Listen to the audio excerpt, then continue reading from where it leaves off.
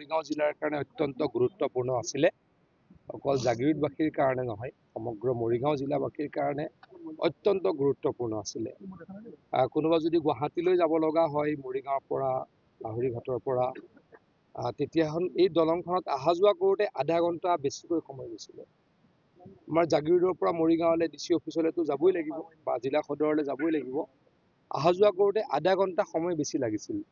কাৰণ ইয়াৰ লগত আছিলে এখন ছিংগুল লেনৰ দলং আৰু এই দলংখন আৰম্ভ হৈছিলে 2012 চনমানত, কিন্তু তেতিয়াৰ যিটো কোম্পানী আছিল তেওঁলোকে কৰিব নোৱাৰিলে। অসমৰ মাননীয় মুখ্যমন্ত্ৰী ডাঙৰীয়া হিমন্ত বিশ্ব শৰ্মা ডাঙৰীয়াই মুখ্যমন্ত্ৰীৰ আসনত অধিষ্ঠিত হোৱাৰ পাছত আমি তেখেতক অনুৰোধ কৰিছিলোঁ যে এই দলংখন অত্যন্ত গুৰুত্বপূৰ্ণ। এই দলংখন নহ'লে জাগিৰোডৰ মৰিগাঁও ৰাইজ বৰ বিপদত পৰে আৰু বিশেষকৈ ৰোগীসকলৰ বহুত কষ্ট হয়। গতিকে মোৰ চকুৰ আগত মাননীয় মুখ্যমন্ত্ৰী ডাঙৰীয়াই কেন্দ্ৰীয় মন্ত্ৰী নীতিন গাডকাৰী ডাঙৰীয়াৰ ওচৰলৈকে গৈছিল। সেইদিনা মই দিল্লীতে উপস্থিত আছিলোঁ আৰু নীতিন গাডকাৰী ডাঙৰীয়াক অনুৰোধ কৰি এই দলংখন চেংচন কৰিছিল। প্ৰায় 74 কোটি টকা এই দলংখনৰ কাৰণে NHAI বা কেন্দ্ৰীয় চৰকাৰে অনুমোদন কৰিছিল আৰু আমি 2 বছৰৰ ভিতৰত এই দলংখন সম্পূৰ্ণ কৰিলোঁ। হিমন্ত বিশ্ব শৰ্মা ডাঙৰীয়াই যদি নিজে কেন্দ্ৰীয় মন্ত্ৰী নীতিন গাডকাৰী ডাঙৰীয়াক লগ নধৰিলে হয় তেতিয়া হয়তো অলপ দেৰি হ'ল হয়। সেই কামখিনি হিমন্ত বিশ্ব শৰ্মা ডাঙৰীয়াই কেতিয়াও পেলাই নথয়। গুৰুত্বপূৰ্ণ কামখিনি ইয়াত তেখেতৰ স্বভাৱ বা তেখেতৰ এইটো কাম কৰাৰ প্ৰতি স্পৃহা। গতিকে আজিৰ তেখেতৰ জন্মদিন, মই মাননীয় মুখ্যমন্ত্ৰী ডাঙৰীয়াক কৈছিলোঁ যে দাদা, যিহেতু এইখন দলং আমাৰ কাৰণে অত্যন্ত গুৰুত্বপূৰ্ণ আৰু 1 তাৰিখে যদি আপোনাৰ সময় আছে আপুনি ইয়ালৈকে আহক, দলংখন ৰাইজৰ কাৰণে উৎসৰ্গা কৰক। হিমন্ত বিশ্ব শৰ্মা ডাঙৰীয়াই সেই কথা মানিছিল আৰু খন্তেক পাছতে হয়তো 1 ঘণ্টাৰ ভিতৰত তেখেত ইয়াত আহি উপস্থিত হ'ব আৰু তেখেতে ফিতা কাটাৰ পাছত এই দলংখন আমি লগে লগে ৰাইজৰ কাৰণে মুকলি কৰি দিম।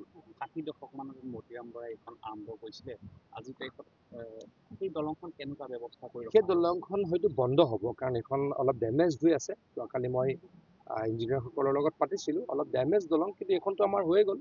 এইখন হোৱাৰ পাছতো এইখনৰ দায়িত্ব বা এইখনৰ গুৰুত্ব বা এইখনৰ ইম্পৰ্টেঞ্চ কমি যাব পাৰে, কিন্তু মানুহ অহা যোৱা কৰিব পাৰিব চাগে, কিন্তু গাড়ী অহা যোৱা হয়তো কৰিব নিদিব। কিন্তু আমি দলংখন ইমান ডাঙৰ ভাল দলং পালোঁৱে, 210 মিটাৰ এখন দলং 74 কোটি টকা খৰচ কৰি আমি নিৰ্মাণ কৰিছোঁ আৰু ৰাইজৰ আৰু সহায় হ'ব, আৰু সহায়ৰ কাৰণে আৰু যদি কিবা কৰিব পাৰোঁ তাৰ কাৰণে সদায় দৃঢ় হৈ থাকিম।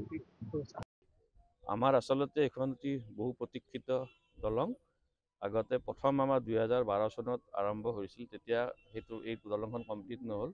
তাৰপিছত আমি পুনৰবাৰ আমাৰ মাননীয় মুখ্যমন্ত্ৰী ডক্টৰ হিমন্ত বিশ্ব শৰ্মা ডাঙৰীয়াৰ প্ৰত্যক্ষ হস্তক্ষেপত এই দলংখন পুনৰ নিৰ্মাণৰ কাম আৰম্ভ হয় 2023 চনৰ ডিচেম্বৰ মাহত। তাৰপিছত চানাৰমাল খেতাৱাত বুলি আমাৰ কণ্ট্ৰেক্টৰ এজনে কামটো আৰম্ভ কৰিছিলে। প্ৰায় 2 বছৰৰ পিছত এই দলঙৰ সম্পূৰ্ণ হয়। আজি এটি শুভ দিন, মাননীয় মুখ্যমন্ত্ৰী ডাঙৰীয়াৰ জন্মদিনত আমি দলংখন অপেনিং কৰিব পাই, শুভ উদ্বোধন কৰিব পাই অতি আনন্দিত অনুভৱ কৰিছোঁ। এই দলংখনৰ ব্যয় সাপেক্ষ আছিল 73 কোটি টকা। 73 কোটি টকা। 73 কোটি টকাৰে আমাৰ কণ্ট্ৰেক্টৰ চানাৰমাল খেতাৱাতে এই দলংখন কমপ্লিট কৰিছে। আমাৰ এই দলংখনৰ তত্ত্বাৱধানত আছিলে আমাৰ PWD NH ডিপাৰ্টমেণ্ট, আৰু ইয়াৰ ফাণ্ডিং হৈছে আমাৰ ministry of road transport and হাইৱেৰ পৰা। 2012 চনত যেতিয়া কামটো আৰম্ভ কৰিছিল, কোনটো প্ৰতিষ্ঠান? এই চিম্প্লেক্স বুলি এটা প্ৰতিষ্ঠানে কৰিছিলে। সিহঁতে আধাতে এই কামটো এৰি থৈ গুচি গ'ল। আপোনালোকে নিশ্চয় জানে এই কথাটো। গতিকে তাৰপিছত আমাৰ মাননীয় মুখ্যমন্ত্ৰী ডাঙৰীয়াৰ প্ৰত্যক্ষ হস্তক্ষেপত আকৌ পুনৰবাৰ কামটো আৰম্ভ হ'ল। গতিকে এই দলংখনে ভৱিষ্যতত বহুত আমাৰ এই অঞ্চলৰ উন্নতি প্ৰগতিৰ কাৰণে কাম কৰিব।